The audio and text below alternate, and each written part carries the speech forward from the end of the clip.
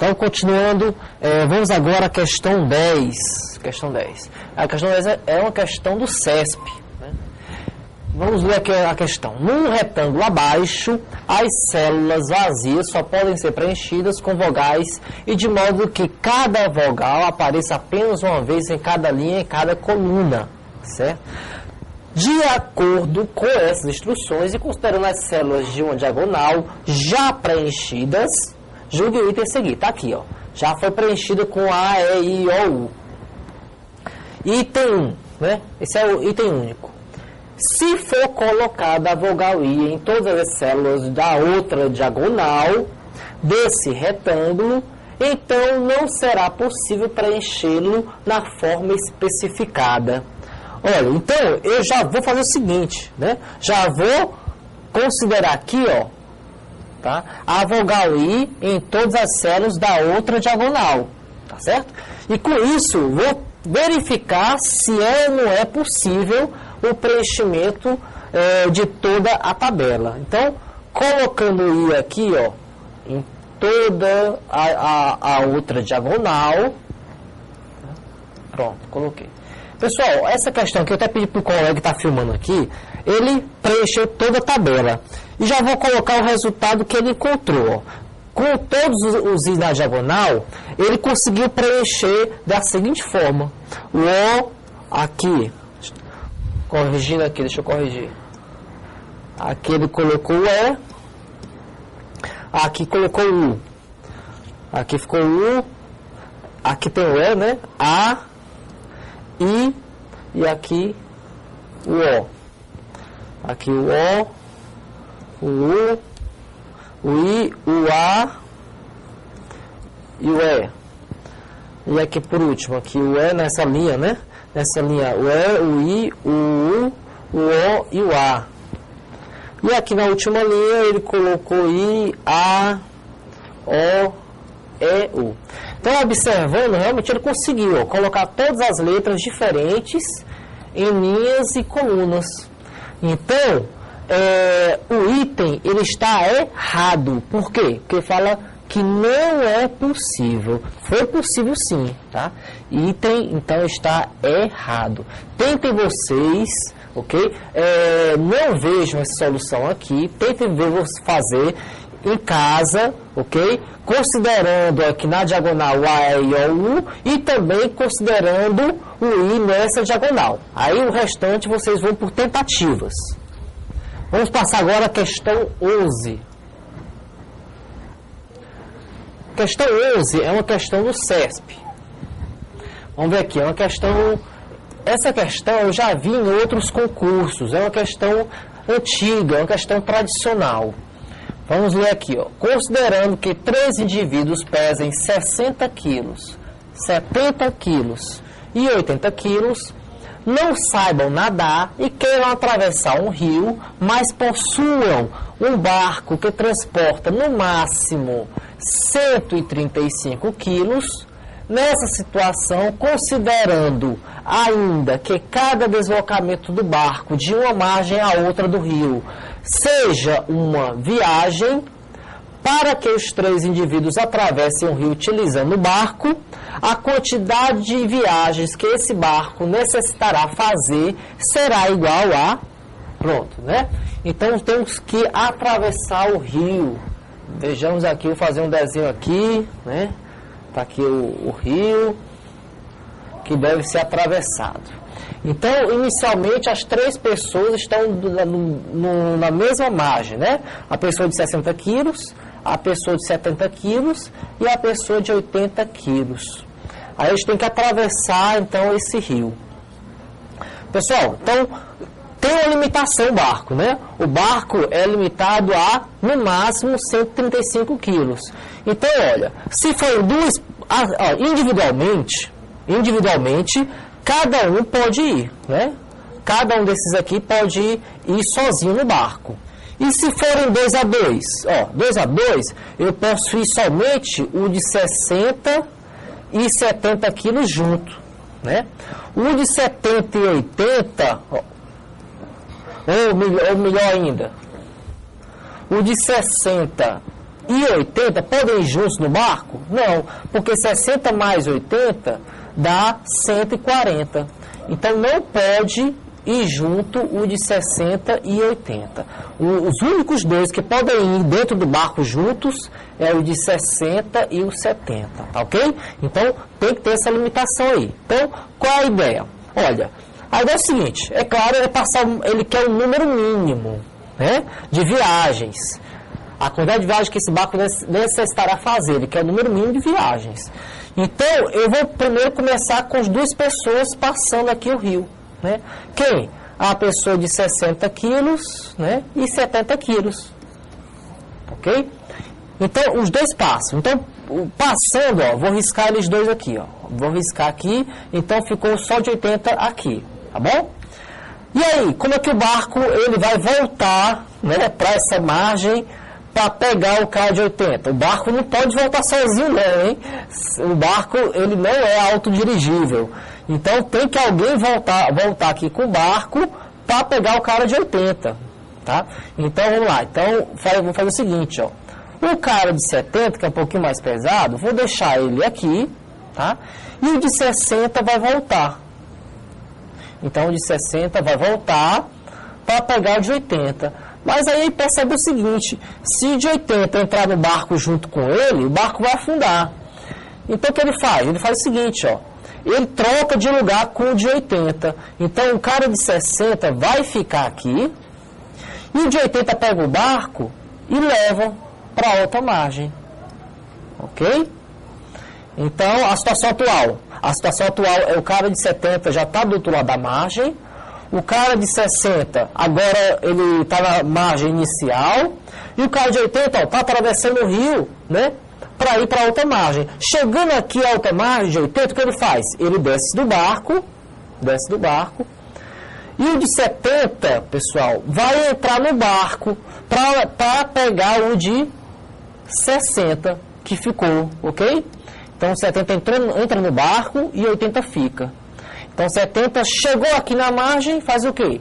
Recolhe o cara de 60, porque eles dois podem ir juntos.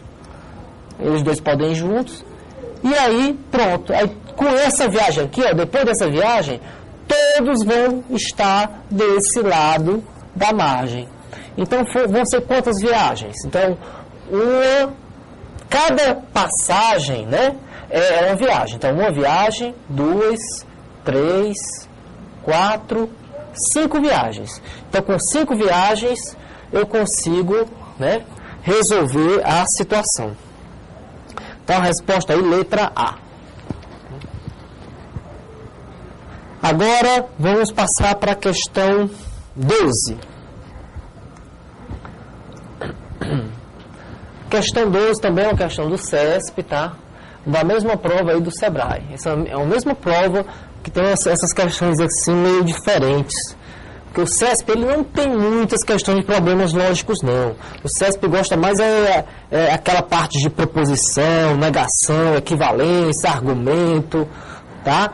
Questão de análise combinatória, probabilidade. Problemas lógicos é pouco explorado nas provas do CESP. Mas, caindo, a gente vai poder, né? Não vai deixar de acertar, pessoal. Então, aqui, ó. Vamos ler a questão novamente aqui. Considere que cada um dos cartões acima tem um número em uma face e uma figura na outra.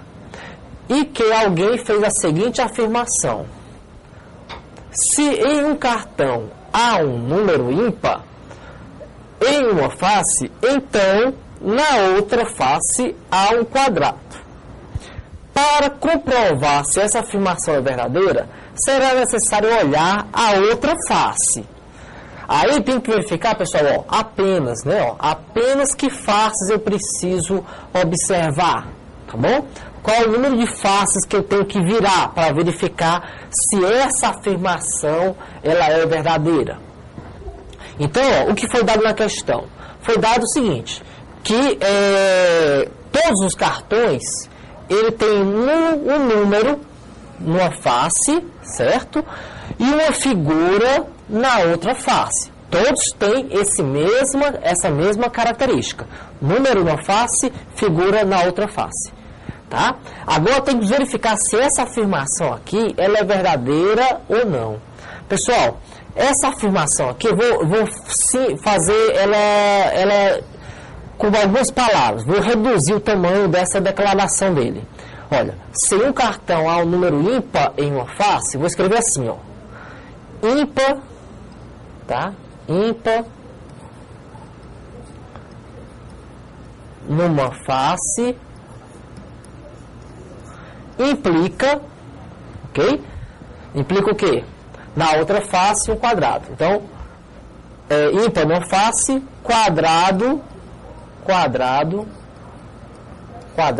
na outra, né? Quadrado na outra. Ok? Na outra face, né? Aqui, quadrado na outra face. Pronto, já coloquei essa afirmação, ok? Ímpar numa face implica quadrado na outra face.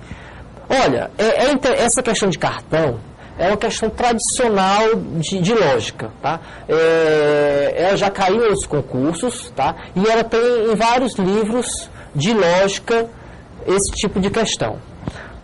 É interessante para resolver esse tipo de questão o seguinte, ó.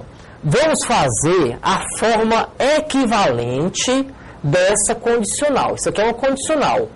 Vamos fazer a forma equivalente dessa condicional usando a primeira regra, aquela regra do inverte e nega, tá ok? Então, como é que é a regra? O consequente, ele vai virar o antecedente negado.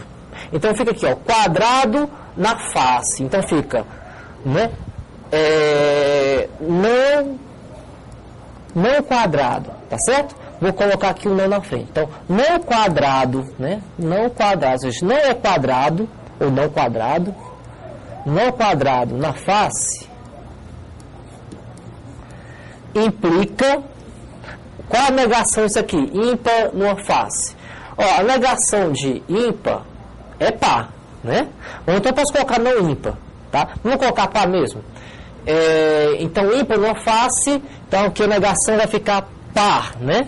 Negação de ímpar é par. Par na outra face. Pronto, pessoal, né? Eu coloquei, então, olha, essas duas afirmações aqui, elas são equivalentes. Então, se a de cima é verdadeira, a de baixo é verdadeira. Se a de cima é falsa, a de baixo também é falsa. Elas são equivalentes.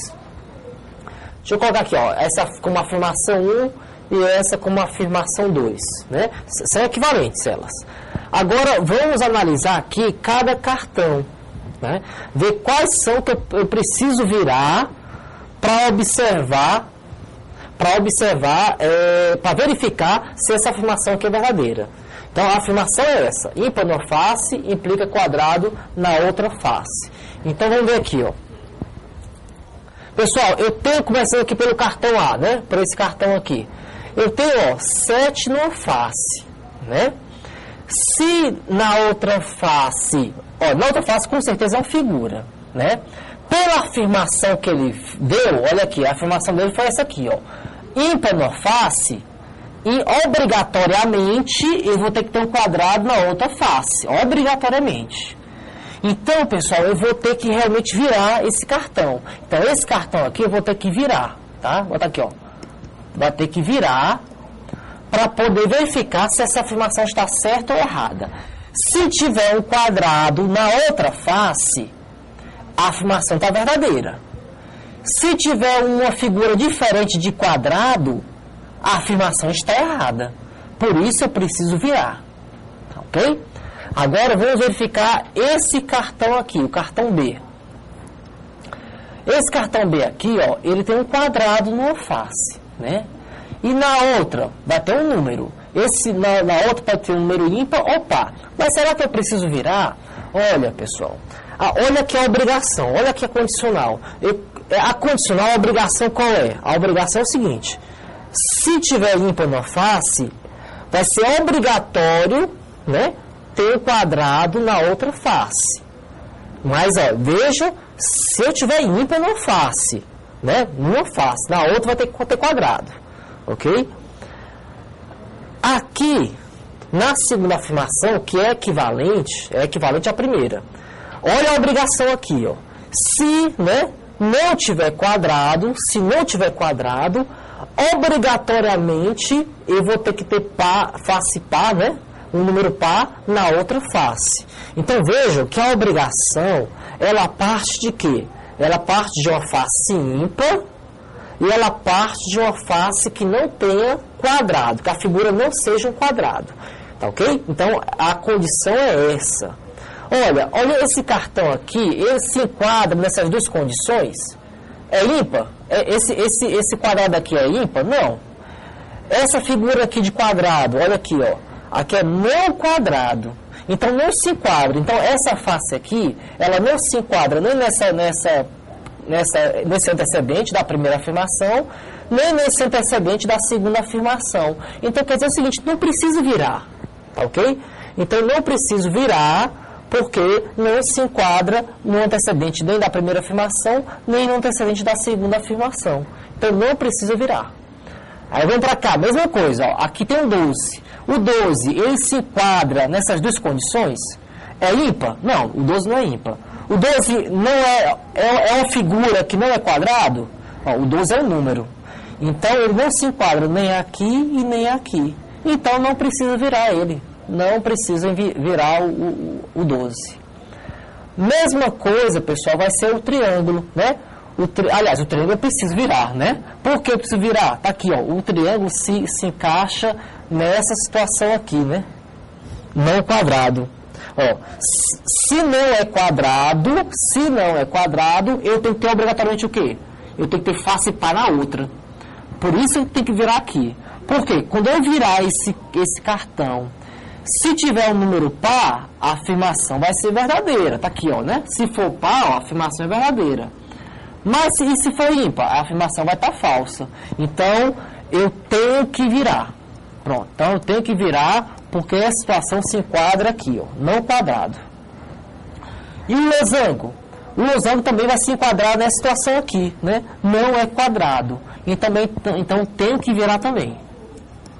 Porque se eu virar, aparecer um número par, a afirmação está verdadeira. Se aparecer um número ímpar, a afirmação vai estar falsa. Pronto, então tem que virar o cartão A, o cartão C, e o cartão D de dado e o cartão E de elefante, né? A, D e E, tá aqui, ó. Resposta B de bola. Então, finalizando a questão 12, vou dar uma pausa, daqui a pouco eu volto com a solução de mais questões.